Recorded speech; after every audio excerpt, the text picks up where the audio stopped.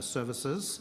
And these range from housing help centres to drop-in centres to various other kinds of housing supports.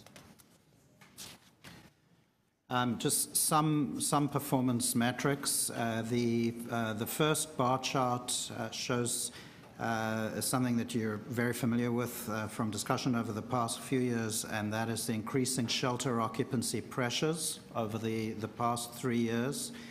The second chart shows that the number of rent subsidies we provide has remained relatively stable despite high demand. Some new housing allowances will be added starting in 2015, and this is as a result of confirmation last year that the federal and provincial governments were renewing the investment in affordable housing program. We spent about half of the city's revenues from that program on housing allowances.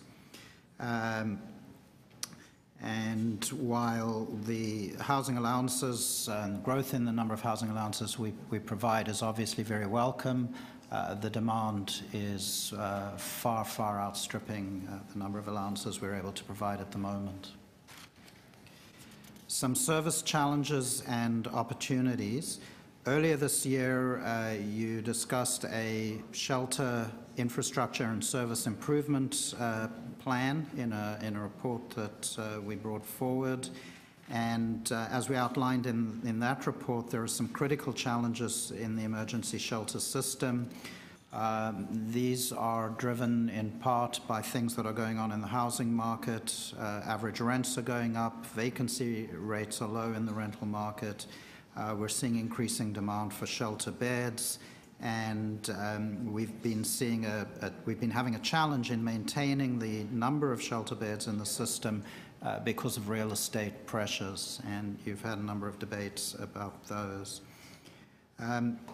CHIPPY, the Community Homelessness Prevention Initiative that was introduced a few years ago, is both an opportunity and a challenge. It's an opportunity in that it's providing us with more flexibility to respond to local needs. So we have more freedom in how we can use the money. But it's a challenge in that it's a funding envelope that is capped, so that if we, for example, grow the emergency shelter system, we pay. And you saw that direct consequence of that in the 2015 budget, where Council added $2.5 million to grow the emergency shelter system. That is property tax funded ongoing. There are a number of other opportunities that we're